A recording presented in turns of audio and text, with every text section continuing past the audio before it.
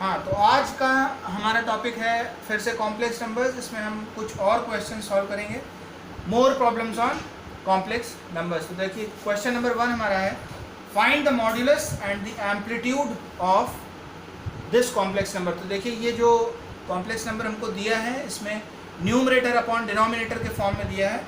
Numerator खुद एक complex number है और डिनोमिनेटर भी एक कॉम्प्लेक्स नंबर है। तो सबसे पहले हम इसको कॉन्जुगेट से मल्टीप्लाई करेंगे। तो देखिए हमारे सोल्यूशन में क्या है, पहले क्या होगा, 2 + 3i अपॉन 3 + 2i। तो देखिए हमारा डिनोमिनेटर है 3 + 2i, तो इसका कॉन्जुगेट होगा 3 - 2i। तो 3 - 2i से हम ऊपर नीचे मल्टीप्लाई कर देंगे जैसे हम रैशनलाइज करते थे। देखिए इसमें हमारे पास होगा 2 × 3 6, 2 × -2i -4i + 3i × 3 + 9i minus 2 × 3 6i × i will be i square upon, अभी नीचे देखिए a + b a - b form है, तो ये हो जाएगा a स्क्वायर माइनस b है आपका 2i का स्क्वायर। तो इज इक्वल टू, अब देखिए ये क्या है, 6 - 4i + 9i will be +5i, और यहाँ पर i स्क्वायर की वैल्यू हम जानते हैं, i स्क्वायर इज -1। तो i स्क्वायर की जगह जब हम -1 रखेंगे तो ये हो जाएगा +6 अपॉन 3 का स्क्वायर होगा 9 और -2 का स्क्वायर होगा 4 और i स्क्वायर, तो i स्क्वायर आपका -1 होता है, तो माइनस +4 हो जाएगा। इस तरह से ये होगा 6 और 6 12 + 5i अपॉन 9 × 4 13।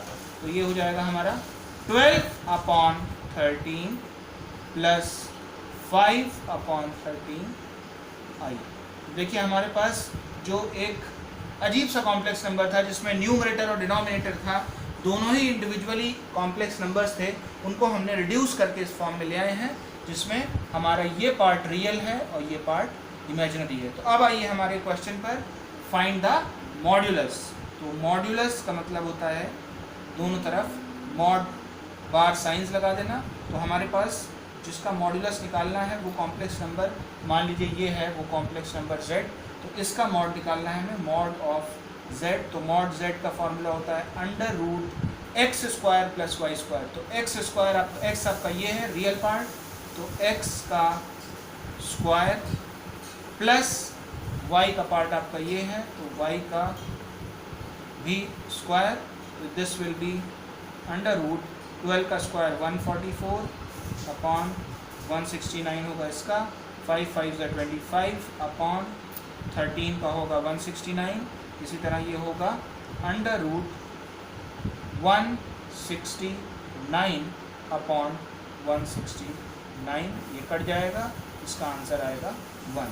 इसका मतलब ये है कि mod of this complex number is 1। अब आइए हम देखते हैं कि सेकेंड पार्ट में हमसे पूछा गया था amplitude of this complex number. तो एम्पलीट्यूड में हम देखेंगे, एम्पलीट्यूड का मतलब होता है, एम्पलीट्यूड या इसी को हम आर्गुमेंट भी बोलते हैं, argument of this complex number.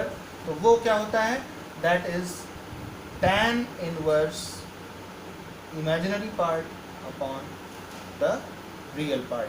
ये फॉर्मूला होता है amplitude of any complex number का, tan inverse y upon x। तो y क्या है, देखिए यहाँ पर हमारा ये इनिशियल जो नंबर था कॉम्प्लेक्स नंबर, इसको हमने रिड्यूस करके इस फॉर्म में लाए हैं।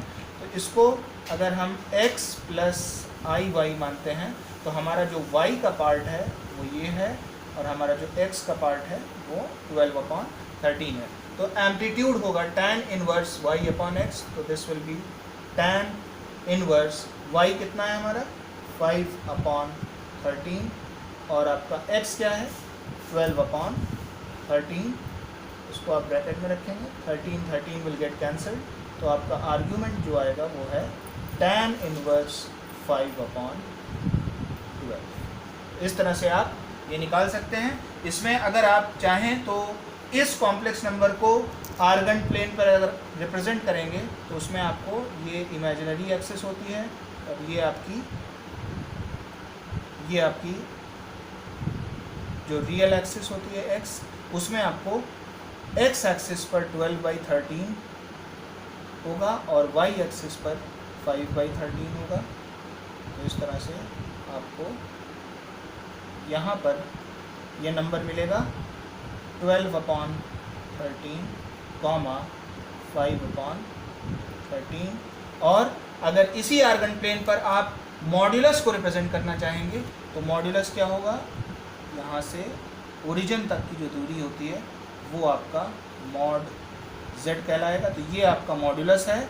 और आर्ग्यूमेंट का मतलब क्या है, आर्ग्यूमेंट जिसको हम थीटा भी बोलते हैं, तो वो आर्ग्यूमेंट क्या होगा, ये होगा, दिस इज योर थीटा। और ये आपका tan इनवर्स 5/12 होगा। तो देखिए यहाँ पर आर्गन प्लेन में हमने सेम चीज़ को रिप्रेजेंट किया है। ये एक्स एक्सिस जो कि रियल एक्सिस है आपकी, इसको हम रियल एक्सिस कहते हैं, और ये इमेजिनरी एक्सिस है। ये आपका वो कॉम्प्लेक्स नंबर है 12/13, 5/13, और ओरिजिन से लेके उसकी दूरी जो होती है वो कहलाती है मॉड्यूलस ऑफ z, जो कि हमने यहाँ पर कैलकुलेट किया है, जो कि 1 है। और यहाँ पर जो थीटा, जो एम्पलीट्यूड जिसे कहा जाता है या आर्ग्यूमेंट भी कहा जाता है, तो वो होती है उसकी इंक्लिनेशन विद एक्स एक्सिस। तो ये आपका आर्ग्यूमेंट है। तो हमारा दूसरा क्वेश्चन है, convert the complex number 4 bracket cos 300 plus i sin 300 into Cartesian form. तो देखिए इसमें आप देख सकते हैं कि ये कॉम्प्लेक्स नंबर जो दिया है ये पोलर फॉर्म में दिया है। तो ये जो फॉर्म है ये कहलाता है पोलर फॉर्म, या इसी को हम ट्रिग्नोमेट्रिक फॉर्म भी कहते हैं। तो चाहे आप इसको पोलर फॉर्म कहिए या आप इसको ट्रिग्नोमेट्रिक फॉर्म कहिए। तो अगर जनरली हम लिखें, देखिए कार्टेशियन फॉर्म जो होता है वो होगा ये x प्लस आई वाई, जिसमें एक रियल पार्ट है एक इमेजिनरी पार्ट है, ये होता है कार्टेशियन फॉर्म। और इसी को अगर हम पोलर फॉर्म में रिप्रेजेंट करें तो वो होगा r ब्रैकेट में cos theta plus i sin theta. तो ये आपका पोलर फॉर्म होता है और ये आपका कार्टेशियन फॉर्म होता है। मतलब दोनों का सेम है, दोनों ही कॉम्प्लेक्स नंबर को रिप्रेजेंट करने में काम आते हैं। तो इस तरह से हम देख सकते हैं कि जो आपका रियल पार्ट है वो r cos थीटा लिखा जा सकता है उसको, और जो इमेजिनरी पार्ट है उसको आप r sin थीटा लिख सकते हैं। तो देखिए अब हमारा क्वेश्चन कन्वर्जन का है। तो हमारे पास ये जो नंबर है 4 cos 300 प्लस i sin 300, इसको अगर हम कंपेयर करें हमारे पोलर फॉर्म से, तो पोलर फॉर्म क्या है, r cos theta plus i sin theta. तो यहाँ पर हम देख सकते हैं कि r की वैल्यू हमारी 4 है और थीटा की आपकी जो वैल्यू है, थीटा जो कि आर्ग्यूमेंट कहलाता है, इसको हम बोलते हैं आर्ग्यूमेंट, या इसी को हम एम्पलीट्यूड भी बोलते हैं।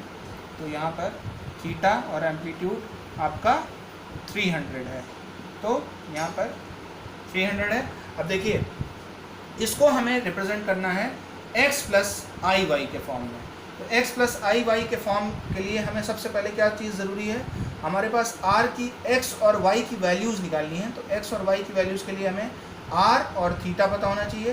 तो r तो हमें पता है 4 और cos थीटा। तो देखिए cos 300 अगर आप x की वैल्यू निकालते हैं तो x होगा r cos थीटा।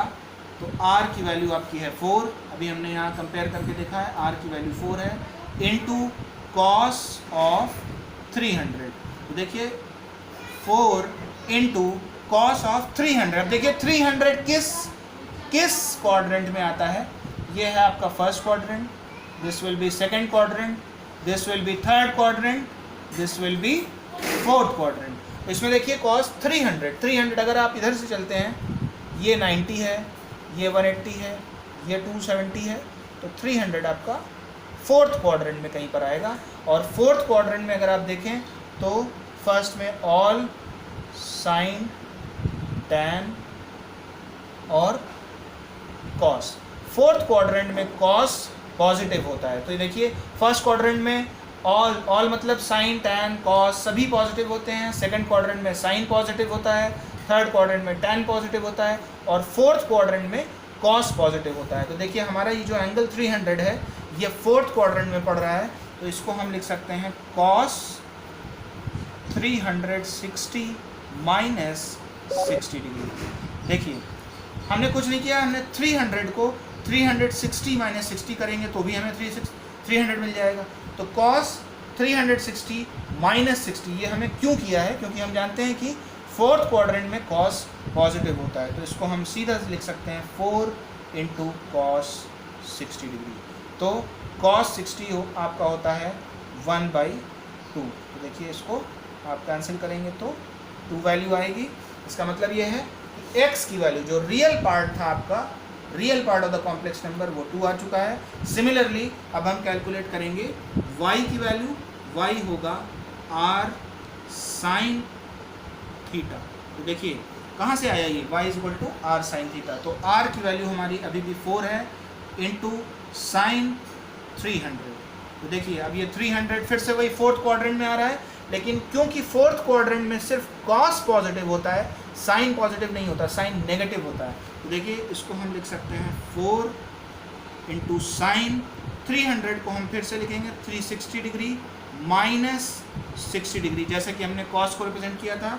बस फ़र्क सिर्फ ये होगा कि 4 इंटू, इस बार जब हम 360 माइनस 60 करेंगे तो ये साइन 60 ना होके माइनस साइन 60 बनेगा। देखिए यहाँ पर कॉस 360 माइनस 60 प्लस कॉस 60 था, क्योंकि कॉस फोर्थ क्वाड्रेंट में पॉजिटिव होता है, लेकिन साइन फोर्थ क्वाड्रेंट में पॉजिटिव नहीं होता, नेगेटिव होता है, इसलिए माइनस साइन 60 इसकी वैल्यू होगी। तो ये होगा 4 इंटू साइन 60 होता है माइनस